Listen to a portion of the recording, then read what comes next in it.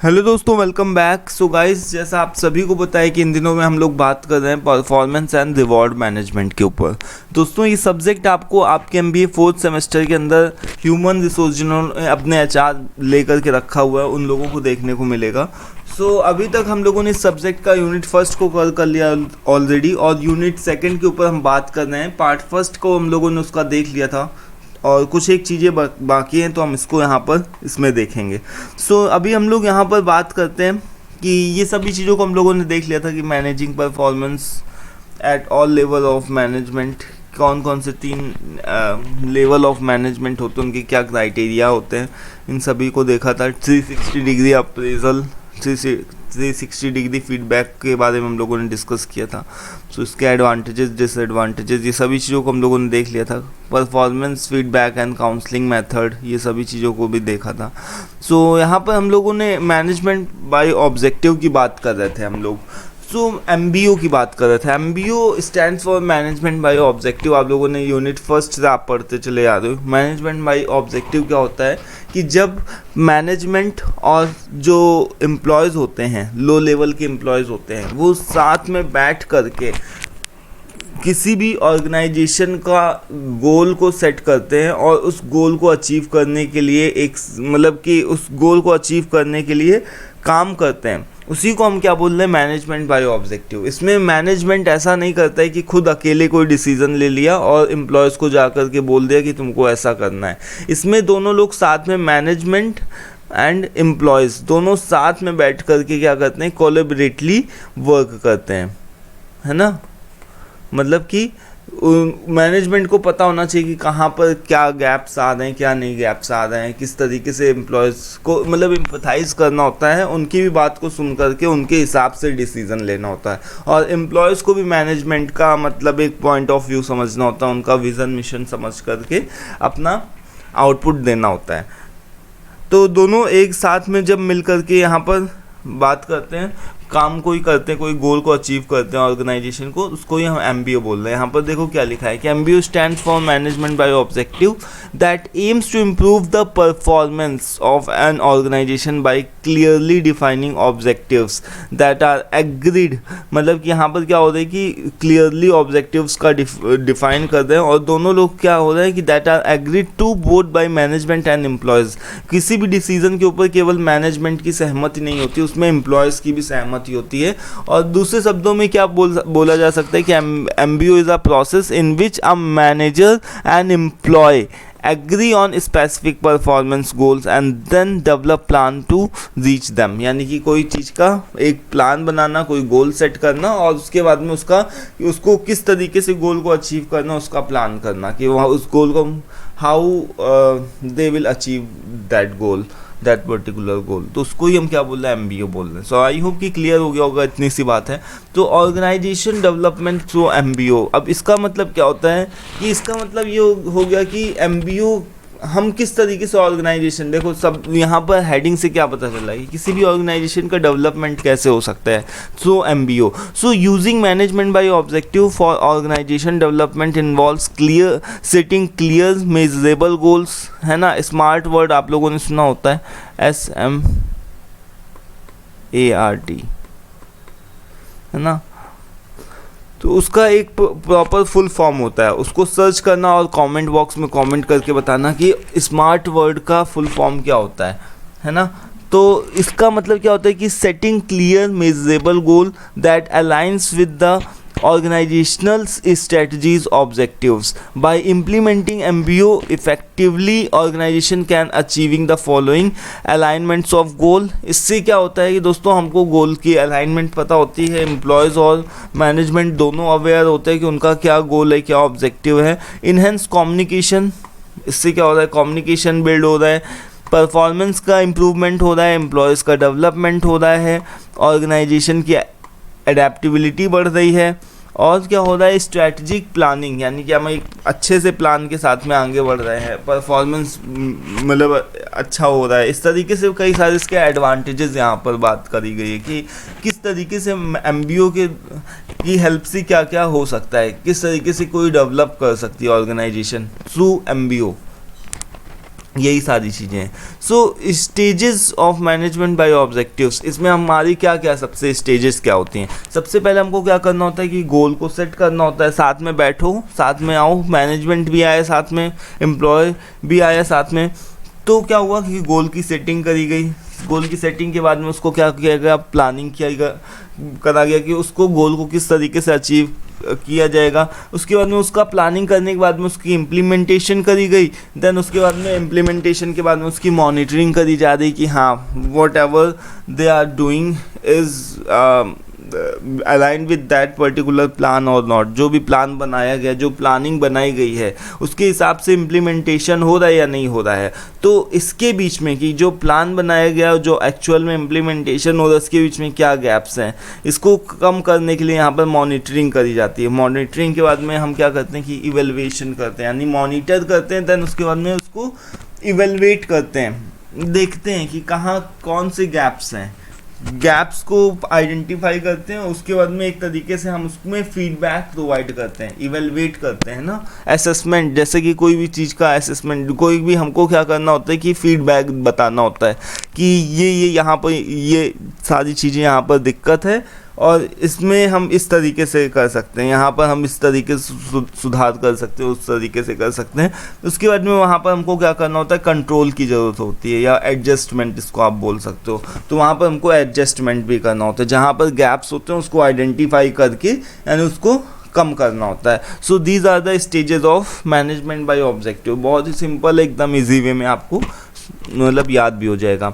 अब नाउ हमारा यहाँ पर सेकंड जो टॉपिक है that is role analysis. What do you understand by role analysis? Role analysis का मतलब क्या होता है कि process of clearly defining and understanding the duties, responsibilities and expectations of the specific job. यानी कि जॉब रोल एनालिसिस का मतलब क्या होता है कि हम जैसे किसी भी ऑर्गेनाइजेशन में गए, हम किसी भी ऑर्गेनाइजेशन में जाने के बाद में क्या करते हैं, अपना रोल देखेंगे ना कि हमारे रोल्स क्या है, हमारी रिस्पॉन्सिबिलिटीज़ क्या। हम मांगते हैं ना कि भैया हमारा जेडी दो, जॉब डिस्क्रिप्शन दो, हमारी रोल्स रिस्पॉन्सिबिलिटीज़ क्या है, हम किस तरीके से काम करेंगे, हमारा KRA क्या है, किस तरीके से KPI हमारा सेट होगा। तो रोल एनालिसिस का मतलब ये होता है कि किसी रोल के लिए कौन कौन सी चीज़ों की रिक्वायरमेंट होती है, उसको कौन सी ड्यूटीज़ को परफॉर्म करना होता है, उसकी क्या रिस्पॉन्सिबिलिटीज़ होती हैं और क्या एक मैनेजमेंट की एक्सपेक्टेशन होती है किसी पर्टिकुलर जॉब से।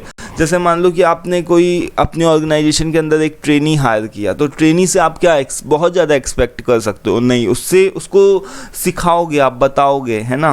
उसके बाद में उसकी ड्यूटीज़ को वो कैसे परफॉर्म करेगा, उसको ये सारी चीज़ें सिखानी पड़ती हैं। वहीं अगर आपने कोई असिस्टेंट मैनेजर या फिर मैनेजर लेवल पे कोई बंदा हायर किया, तो हम उससे क्या एक्सपेक्ट कर सकते हैं कि उसको सारी चीज़ें ऑलरेडी बहुत सारी चीज़ें पहले से पता होनी चाहिए। हम उसको सिखाते नहीं, ये कर लो, इस तरीके से कर लो। हम उसको मतलब ऑलरेडी वो पहले से उसको बहुत सारी चीज़ें पता होती हैं, तो वो क्या करता है अपने हिसाब से अपनी चीज़ों को इम्प्लीमेंट करता है। तो रोल एनालिसिस का मतलब समझ में आ गया, आई होप कि समझ में आ गया होगा। यहाँ पर देखो, role analysis is a systematic process use to understand and define the responsibilities, expectations, क्या एक्सपेक्टेशन है किसी जॉब से, क्या रिक्वायरमेंट है किसी पर्टिकुलर रोल के लिए, of a particular role within an organization. It involves identify the task, duties, skills and qualification necessary to perform the role effectively. I hope कि क्लियर है। बहुत ही सिंपल लैंग्वेज में मैंने आप लोगों को समझाया, बहुत ही एकदम इजी वे में। सो यहाँ पर देखो कि in your HR role, suppose कि आप किसी HR रोल में गए, you may conduct role analysis to create clear job description, aligning training programmes and evaluate employ performance effectively. तो यहाँ पर एक एग्जांपल के थ्रू भी बताएगा कि in HR role analysis for a recruitment specialist. यहाँ पर रिक्रूटमेंट स्पेशलिस्ट का एक बताएगा कि उसका क्या रोल होता है, रिक्रूटमेंट करने वाले का क्या रोल होता है, जो TA की टीम होती है टैलेंट एक्विजिशन की, उसका क्या रोल होता है। Include task such as sourcing candidates को सोर्स करना, उसके बाद में इंटरव्यूज़ को कंडक्ट कराना, कोऑर्डिनेटिंग हायरिंग प्रोसेस, उसको हायरिंग प्रोसेस तक ले करके आना, है ना, रिक्रूटमेंट करना, सिलेक्शन करवाना, रिस्पॉन्सिबिलिटीज़ यानी कि लाइनअप करवाना इंटरव्यू के लिए। उसके बाद में responsibilities involves ensuring compliance with hiring policies and maintaining candidates database, expectations include contributing to a positive candidate experience and supporting workforce planning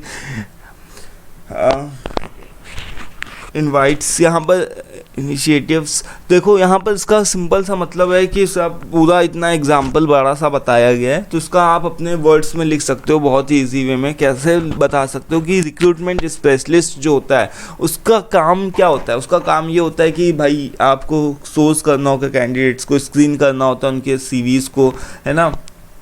उसके बाद में मैनेजमेंट से उनका टाइम लेना होता है, कैंडिडेट से उसका टाइम लेना होता है, लाइनअप करना होता है इंटरव्यू के लिए। अगर कैंडिडेट सिलेक्ट हो जाता है तो उसका ऑफ़र लेटर रिलीज़ करना होता है, देन उसके बाद में उसको बुलाना होता है कंपनी में। ये सारे काम होते हैं ना। उसके बाद में उसको अपॉइंटमेंट लेटर देना। These are the all are the like roles and responsibilities of a TA person या फिर रिक्रूटमेंट स्पेशलिस्ट का काम होता है। तो इसमें हमारी क्या मैनेजमेंट की क्या एक्सपेक्टेशन होती है। एक्सपेक्टेशन ये होती है कि भाई एक सही बंदा हायर होना चाहिए। ये नहीं कि कोई भी उठा करके आप हायरिंग कर रहे हो तो जल्दी जल्दी हायरिंग करो। ऐसा नहीं है कि किसी पोजीशन के लिए बहुत दिनों तक कोई पोजीशन होल्ड है। तो ये सभी कुछ एक चीज़ें हैं जो आपको देखना पड़ेगा, अपने हिसाब से अपना एग्जाम्पल सेट कर सकते हो। तो यहाँ पर देखो, performance analysis for individual development. अब हमको क्या करना है यहाँ पर, इसका हेडिंग का मतलब बताएगा कि performance analysis for individual development. इसका मतलब क्या हो गया कि हमको किसी भी पर्सन की इंडिविजुअल डेवलपमेंट के लिए उसकी परफॉर्मेंस को एनालिसिस करना पड़ेगा, है ना। तो performance analysis for individual development involves evaluating an employee's job performance to support their growth and improvement. यानी कि हमको क्या करना होता है यहाँ पर कि it involves evaluating an employee's job performance to support their growth and improvement। यानी कि हमको क्या करना होता है कि कोई भी हमारा कैंडिडेट, हमारा कोई भी एम्प्लॉय है, उसकी जॉब को हमको क्या करना होता है, एनालाइज करना होता है, देखना होता है कि वो कैसा परफॉर्म कर रहा है, उसको कंटिन्यू ऑनगोइंग फीडबैक देना होता है कि ये तुमने सही काम किया, ये नहीं सही किया, इसको ऐसे वे में कर सकते थे, इस तरीके से कर सकते थे। तो इट इन्वॉल्व्स, यहाँ पर इस लाइन को बार बार पढ़ो, it involves evaluating an employee's job performance. उसकी जॉब परफॉर्मेंस को इवेलुएट करना, देखना, मॉनिटर करना, and to support the growth and improvement, और उसकी ग्रोथ को, उसकी इम्प्रूवमेंट को सपोर्ट करना कि हाँ ऐसे काम करो, ये करो, वो करो, है ना। तो उसको ही हम बोल रहे हैं।